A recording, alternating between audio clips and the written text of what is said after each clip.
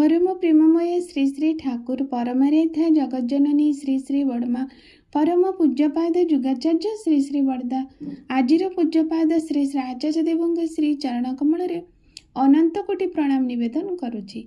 सभी गुरु परिवार श्रीचरण में अनंत कोटि प्रणाम निवेदन करुछि।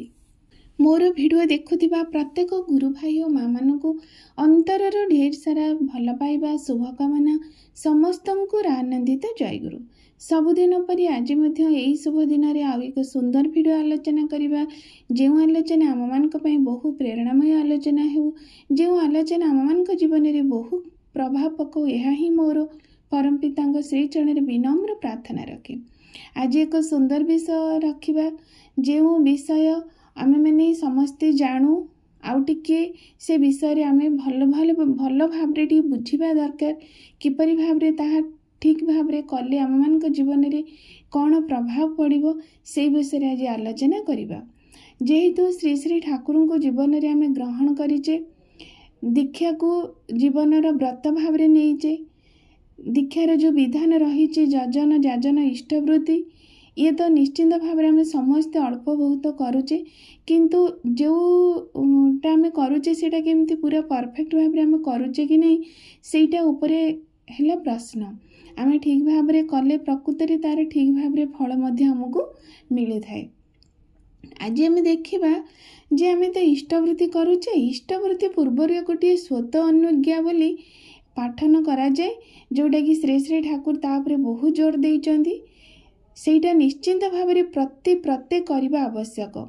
आम मैंने हुए तो केते जण अच्छा आम इष्टवृत्ति करदे किंतु स्वत अनुज्ञा पाठ करूने, किंतु श्री श्री ठाकुर कहले इष्टवृत्ति एटा गोटे प्रमुख अंग कहले चले। तेणु आम जो इष्टवृत्ति करुचे ता पूर्वर आमको तो ध्यान करने को पड़े। ठाकुर तो कहते 45 मिनिट ध्यान, किंतु वर्तमान आचार्य देव कहते तुम्हें जदि 45 मिनिट न करुच अंतत पक्षे 5 मिनिट कर। से 5 मिनिट करवा पर आम गोटे स्वत अनुज्ञा पाठ करवा, जोटा कि आम मैंने श्री श्री ठाकुर कहते कहीं पाठ करवा। जोटा आम भी शुणीचे विवेकानंद समय जिते विवेकानंद को रामकृष्ण परमहंस कहले तोर तो जीवन तो परिवार जहाँ भी किसी समस्या रही तू माँ का सामने जाकि कहीपरू, माँ तार सबु प्रकार समाधान दे पारे। से जिते जाइंट से किंतु माँ को तांको परिवार कौन सी समस्या कथा से कहीपरि ना, से निजे मते माँ शक्ति दियो भक्ति दियो मते माने किपरि भाव रे तू साहस दियो ए सब किछि माने बल दियो ए सब किछि ही तांको से मागिचंदी।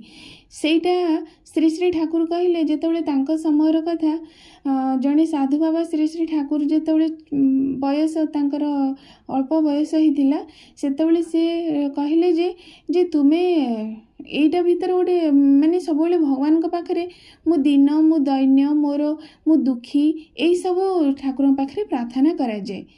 ठाकुर से कथा शुणी से भाव में प्रार्थना करथिले, किंतु देखिले किछि दिन पर देखागला से निर्बल हो जाउचंदी, तांकर बलहीन हो जाउची, मन जेपरि दुर्बल हो जाउची, साहस आसु नहीं, ए सब प्रकार अनुभूत हैला। से देखिला यार कारण कौन ना प्रत्येक दिन से एई भली भाव में निजको निजे ब्लेसिंग्स करूचंदी। माने कौन कहउचंदी जे मु दिनहीन मु दुखी मु दरिद्र ये सब भगवान का प्रार्थना से करूचंदी। से देखिले तार प्रभाव रे तांकर जीवनर से भली तांकर अनुभूति तांको लागिला।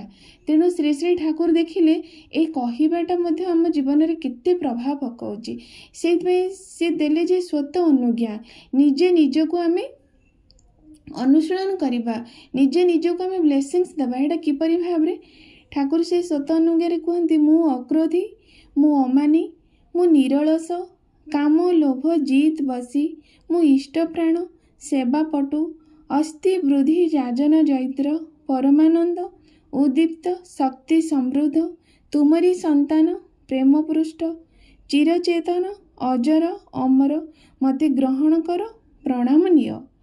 ए स्वत अनुज्ञा जेतिटी शब्द आम ये उच्चारण कले ए प्रत्येकटी शब्द आम मान जीवन बहु आवश्यक।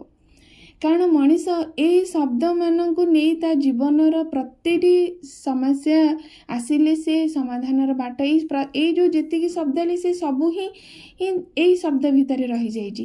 ତେଣୁ ମଣିଷ ଯଦି ପ୍ରତ୍ୟେକ ଦିନ ନିଜକୁ ଏଇଭଳି ଭାବରେ ସେ ଶକ୍ତି ଯୋଗେଇବ, ଏଇ ଏନର୍ଜିଟା ସେ ନିଜକୁ ନିଜେ ପ୍ରଦାନ କରିବ। ମୁଁ ଅକ୍ରୋଧୀ, ମୁଁ କ୍ରୋଧ କରିବି ନାହିଁ, ମୁଁ ନିରଳସ, ମୋର ଆଳସ୍ୟ ରହିବ ନାହିଁ, ମୁଁ ଅମାନି, ମୋର କୌଣସି ମାନ ଅଭିମାନ ଗର୍ବ ରହିବ ନାହିଁ, ମୁଁ ଇଷ୍ଟପ୍ରାଣ, ମୁଁ ଇଷ୍ଟଙ୍କର ମୁଁ ଇଷ୍ଟପ୍ରାଣ ହୋଇ ଚାଲିବି, ମୋ ଜୀବନକୁ ଗୁରୁବତ୍ ଜୀବନଯାପନ କରିବି।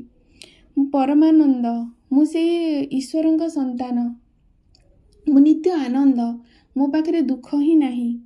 ସେବାପଟୁ, ମୁଁ ସେବାମୁଖର ହେଇ ମୋ ଜୀବନକୁ ନେବି।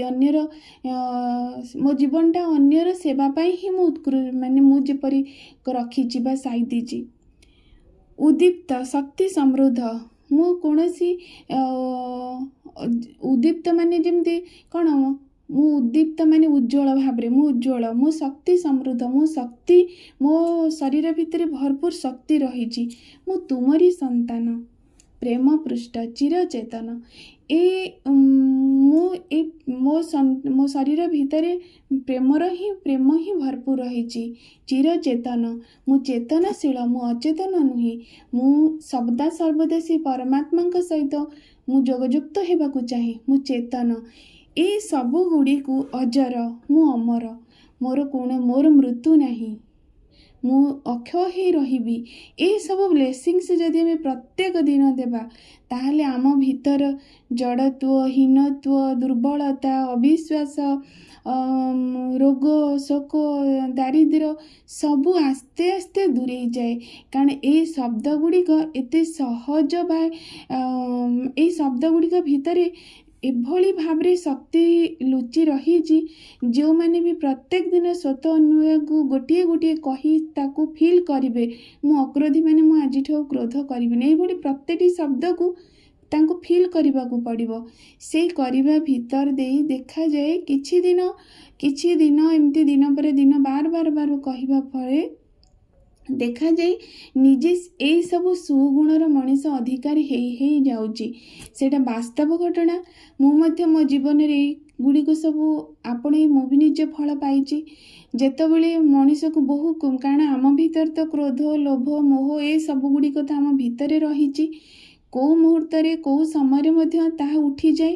ଆମେ ଯେତେବେଳେ କିଏ ଗୋଟିଏ ଆମର ମନ କଷ୍ଟ ଭଳି କଥା କହିଲେ ସଙ୍ଗେ ସଙ୍ଗେ କ୍ରୋଧ ଲାଗେ, କିନ୍ତୁ ତତ୍କ୍ଷଣାତ୍ ଯେତେବେଳେ ମୁଁ ଅକ୍ରୋଧୀ ବୋଲି ମନେ ପଡ଼ିଯାଏ, ମୁଁ ଅକ୍ରୋଧୀ, ମୁଁ କ୍ରୋଧ କରିବି ନାହିଁ, କ୍ରୋଧ ଲାଗି ଯାଇଥିଲେ ମଧ୍ୟ ତତ୍କ୍ଷଣାତ୍ ସଙ୍ଗେ ସଙ୍ଗେ ସେ କ୍ରୋଧଟି ଆମେ ନିଜକୁ ନିଜେ ପୁଣି ନିରସନ କରିଦେଉ। କାରଣ ସେଗୁଡ଼ିକୁ ଆମେ ନିଜକୁ ନିଜେ କହୁନା ମୁଁ କ୍ରୋଧ କରିବି ନାହିଁ। ଯେତେବେଳେ ମାନ ଅଭିମାନ, କିଏ ଦୁଃଖ କଥା କହିଲେ ବା କୌଣସି କିଛି କଥା କହିଲେ ଆମେ ତାର ଅଭିମାନ କରୁ, ସଙ୍ଗେ ସଙ୍ଗେ ପୁଣି ଆମେ ସେ ମନରେ ନେବୁ ନା ମୁଁ ଅମାନି, ମୁଁ ଏଇ ମାନ ଅଭିମାନ କରିବି ନାହିଁ। କାରଣ ଯେତେବେଳେ ସ୍ୱତଃ ଅନୁଜ୍ଞା ଠାକୁର କହିଛନ୍ତି, କାହିଁକି ନା ଏସବୁ ଗୁଡ଼ିକ ଯେତେବେଳେ ଆମେ ନିଜକୁ ନିଜେ ଦଉ, ଏସବୁ ଗୁଡ଼ିକ ଆମମାନଙ୍କର ମଙ୍ଗଳ ପାଇଁ ହିଁ ପରମପିତା ଦେଇଛନ୍ତି। କାରଣ ଏଇଟା ସବୁ ଦୈବୀ ଗୁଣ ବା ଦୈବୀ ଶକ୍ତି, ଦେବତ୍ୱ ଭାବ ଆମ ଭିତରେ ଏଇସବୁ ଗୁଣଗୁଡ଼ିକୁ ଯେତେବେଳେ ଆମେ ଆପଣେଇବା, ଆମ ଭିତରରେ ଥିବା ଦୈବୀ ଶକ୍ତିର ଉତ୍ଥାପନ ହୁଏ, ଦୈବୀ ଶକ୍ତିକୁ ଆମେ ଜାଗ୍ରତ କରୁ। କିନ୍ତୁ କ୍ରୋଧ, ହିଂସା, ଲୋଭ, ମୋହ, ମାଶ୍ଚର୍ଯ୍ୟ, ଈର୍ଷା, ପରଶ୍ରୀ କାତରତା, ଅବିଶ୍ୱାସୀ ଏ ସବୁଗୁଡ଼ିକ କ'ଣ ହୁଏ ନା ଆମ ଭିତରରେ ଥିବା ଅସୁରତ୍ୱ ଭାବକୁ ଜାଗ୍ରତ କରେ। ତେଣୁ ଆମେ ଯେତେବେଳେ ଅନ୍ୟକୁ ଆମେ ଏସବୁ କରୁ, କ୍ରୋଧ କରୁ ଅନ୍ୟକୁ, ହିଂସା କରୁ ଅନ୍ୟକୁ, ଈର୍ଷା କରୁ ଅନ୍ୟକୁ, କିନ୍ତୁ ସେମାନଙ୍କର କିଛି ବି ହୁଏନି, ତାର ଫଳଟା ଆମ ଶରୀରରେ ହିଁ ପ୍ରତିଫଳିତ ହୁଏ। ଶରୀର ରୋଗାକ୍ରାନ୍ତ ହୋଇଯାଏ, ମନ ମଧ୍ୟ ଅବସନ୍ନ ହୋଇଯାଏ। ତେଣୁ ଶ୍ରୀ ଶ୍ରୀ ଠାକୁରଙ୍କର ବିଧାନ, ସିଏ ତ ଚରମ ବିଜ୍ଞାନୀ ନା, ସିଏ କୌଣସି ଭଗବାନ ଭଳି ପୂଜା ପାଇ ପୂଜାର ଆସନରେ ବସିବା ପାଇଁ ଆସିନାହାନ୍ତି। ସିଏ ଆମର ପ୍ରତିଟି ଜୀବନର ପ୍ରତିଟି ଘଟଣାକୁ ସେ ଏଭଳି ସଜାଡ଼ି ଦିଅନ୍ତି, ଆମେ ମଧ୍ୟ ଠାକୁର କହିଲେ ତୁମେ ମଧ୍ୟ ଜଣେ ଜଣେ ଛୋଟ ବା କୁନି ଠାକୁର ହୋଇ ଉଠ। ଅର୍ଥାତ୍ ଏଇ ଦୈବୀ ଶକ୍ତି ସବୁ ନିଜ ଭିତରେ ଆମକୁ ଉଜ୍ଜୀବିତ କରିବାକୁ ହେବ। तेणु जो मैंने भी दीक्षा नहीं इष्टवृत्ति करुँच ता पूर्वर निश्चिंत भाव स्वत अनुज्ञा को पठन करूँ। दीक्षा पत्रर प्रथम पेज रे ही स्वत अनुज्ञा रही। स्वत अनुज्ञा को पठन करूँ। प्रत्येक दिन निजे देखूँ। किछि दिन पर देखिए यही सब गुणगुड़िक केभली निजर किपरि गोटे गोटे सुगुण हो उठुचे आ बहु बदगुण किपरि अपसरी जाउची। तेणु आशा करी ए सुंदर वीडियो भितर किपरि समस्ते ठीक भाव रे आमे परमपिता विधान मानि चलिबा तांकर मंगलमय जहाँ भी तांकर इच्छा रही आमे से मंगलर अधिकारी हो उठिबा। यह ही प्रकृत रे तांकर इच्छा। सर्वशेष समस्तंकर मंगल प्रार्थना परमपिता श्रीचरण निवेदन करी रहुची। जय गुरु।